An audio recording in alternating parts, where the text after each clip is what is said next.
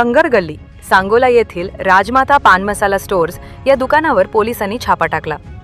यात महाराष्ट्र शासनाने प्रतिबंधित केलेला गुटखा, पान मसाला व सुगंधित तंबाखूचा मोठा साठा जप्त केला। या कारवाईत 1,58,285 रुपयांचा मुद्देमाल जप्त करण्यात आलाय।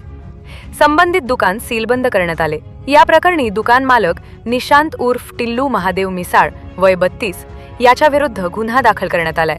पोलिसांनी दिलेल्या माहितीनुसार गुरुवारी दिनांक 26 दुपारी गस्ती दरम्यान संगर गल्लीतील या दुकानात प्रतिबंधित गुटखा व पान मसाल्याची विक्री होत असल्याची गुप्त माहिती मिळाली। त्यानुसार पोलिसांनी तातडीने धाड टाकली। दुकान बंद असल्याने संबंधितांना बोलावून पंचांसमक्ष दुकान उघडण्यात आले। तपासणी दरम्यान डायरेक्टर पान मसाला, RMD पान मसाला, बाबा 120 पान मसाला, विमल पान मसाला, सुगंधित तंबाखू तसेच तयार मावा असा मोठ्या प्रमाणात साठा आढळून आला। हा सर्व मुद्देमाल जप्त करून सांगोला पोलीस ठाण्यात जमा करण्यात आला।